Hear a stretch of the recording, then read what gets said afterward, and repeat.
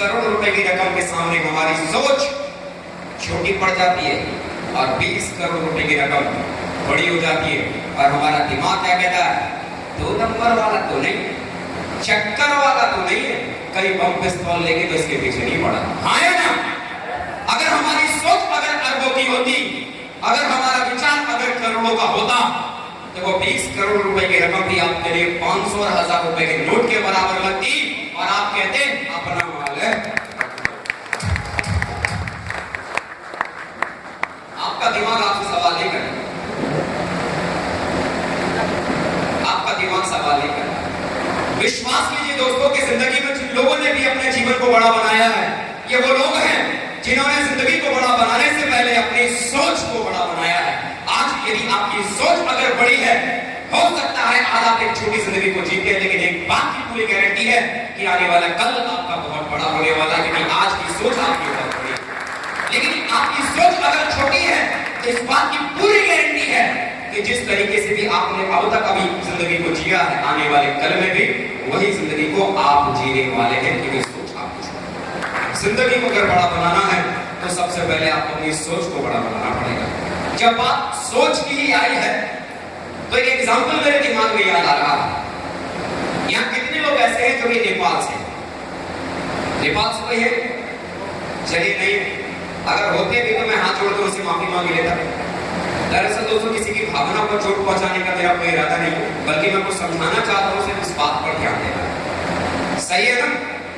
कितने लोगों ने पशुपतिनाथ जी का मंदिर सुना है? नेपाल में पशुपतिनाथ जी का मंदिर है, कितने लोग जानते हैं इस बारे में?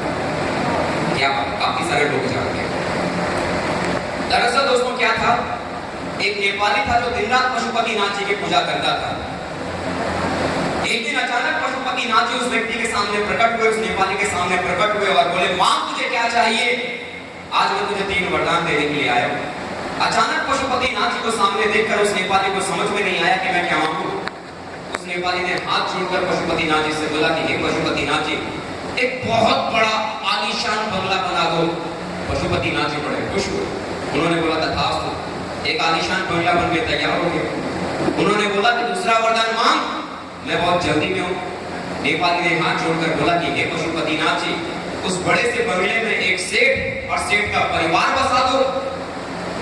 पशुपतिनाथ जी बड़े कंफ्यूज हो गए, लेकिन फिर भी उन्होंने कहा तथास्तु, एक सेठ और सेठ का परिवार बसने के लिए उस बंगले में आ गया। पशुपतिनाथ जी ने बोला कि तीसरा वरदान मांग।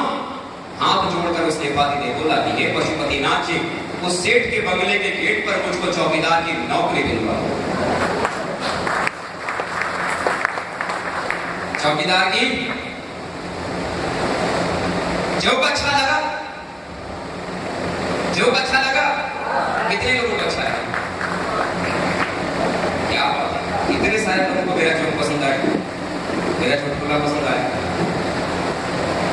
जिंदगी की एक सबसे बड़ी, जिंदगी की हर छोटी और हर बड़ी चीज को सिर्फ जोक, चुटकुला और मजाक समझ लेते हैं।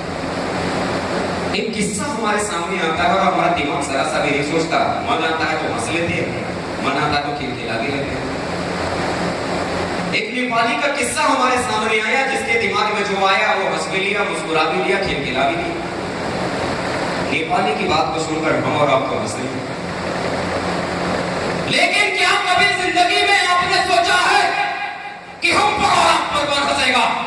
क्योंकि हम और आप भी जब भी कभी किसी मंदिर में जाते हैं, किसी मस्जिद में जाते हैं, किसी गुरुद्वारे में जाते हैं, हाथ जोड़कर परमपिता परमेश्वर से कहते हैं कि हे भगवान, मेरी सरकारी नौकरी लगा देना।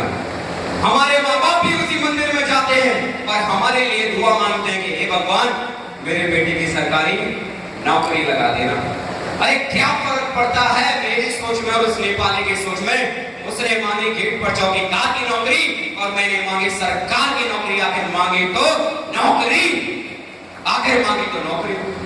जिंदगी में मुझे कैसे इंसान के बारे में बताओ जो आपके मोहल्ले में रहता है, आपके समाज में रहता है, आपके शहर में रहता है, जिस आदमी ने ईमानदारी के साथ पूरी जिंदगी नौकरी की हो और आज वो आपको अरबपति दिखता हो? है कोई?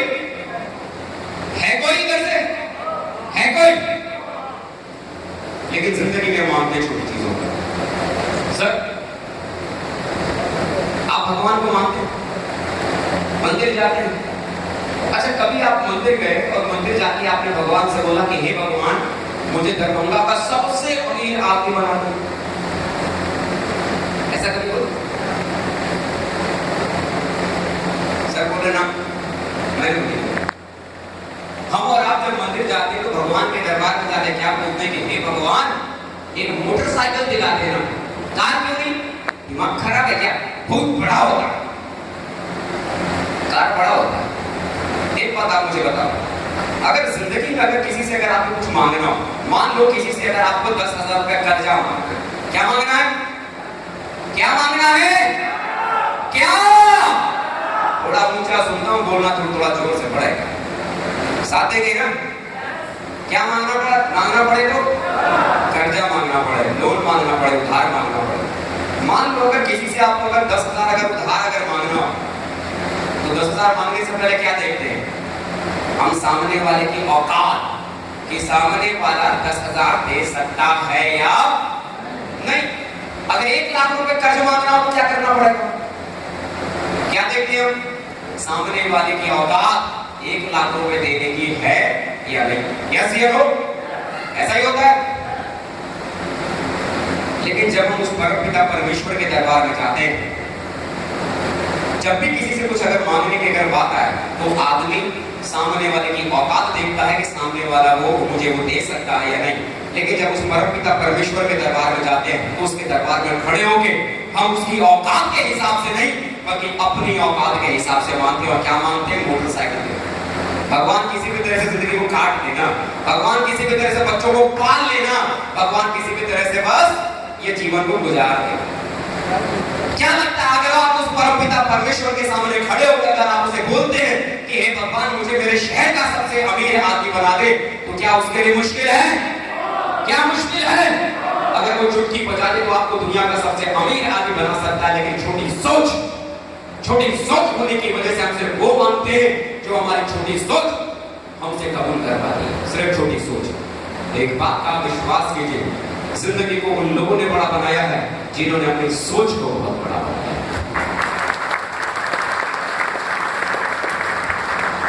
जब बात सोच की ही आई है तो एक एग्जाम्पल मेरे दिमाग में आ रहा है कि एक बड़ी सोच का इंसान अपनी जिंदगी में क्या कर सकता है। लेकिन ये बड़ी सोच की बात अगर मैं बताने की अगर बात करूं तो यहां मैं ये जानना चाहता हूं, कितने लोग ऐसे हैं जिन्होंने सती सावित्री का नाम सुना? सती सावित्री का क्या बात है, बहुत सारे लोगों ने सुना। मैडम आपने नहीं सुना? अच्छा, आपने हाथ नहीं पढ़ा कि ऐसे में कंफ्यूज हो गया। अच्छा चलो, आपने नहीं सुना। भाई मैं उन्हीं की बात कर रहा हूँ, यमराज वाला जो किस्सा जिसमें सती सावित्री आती है, याद आ गया ना?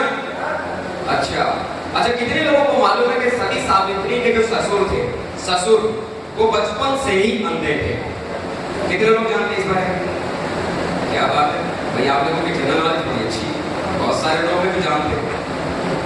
दरअसल क्या था, जब सती सावित्री के पति के प्राण लेकर यमराज यमलोक की तरफ जा रहे थे, सती सावित्री पीछा करते करते यमराज के दरवाजे तक पहुंच गए। यमराज ने बोला कि हे देवी, यहाँ तक तो पीछा करते करते आप आ गए, लेकिन अब इसके आगे आप मेरे साथ नहीं जा सकते। लेकिन अगर आप चाहो तो आपके पति के प्राण को छोड़कर मैं कोई भी एक वरदान दे सकता हूं, लेकिन आपके पति के प्राण को वापस नहीं दे सकता। सती सावित्री ने हाथ जोड़कर बोला कि हे प्रभु, अगर आप मुझे वरदान देना चाहते हैं तो मुझे वरदान दे कि मेरे ससुर अपने पोते को सोने के कढ़ाई में नहाता हुआ देखे। मेरे ससुर अपने पोते को सोने के कढ़ाई में नहाता हुआ देखे। ससुर जी की आंखें तो थी नहीं, क्या बगैर आंखों के अपने पोते को नहाते हुए देख सकते थे क्या? एक ही झटके में ससुर जी की आंखें वापस आ गई। अब किसी परिवार का बच्चा सोने के कढ़ाई में, मतलब सोने के बाथ टब में अगर नहाएगा तो उस परिवार में धन दौलत की कोई कमी होगी क्या? दूसरे झटके में धन दौलत राजपाट सब कुछ वापस आ गया। सती सावित्री प्रतिव्रता नारी थी, क्या बगैर पति के दुनिया में पोता हो सकता था? तीसरे झटके में पति के प्राण वापस आ गए। इससे कहते हैं एक तीर से एक निशाने।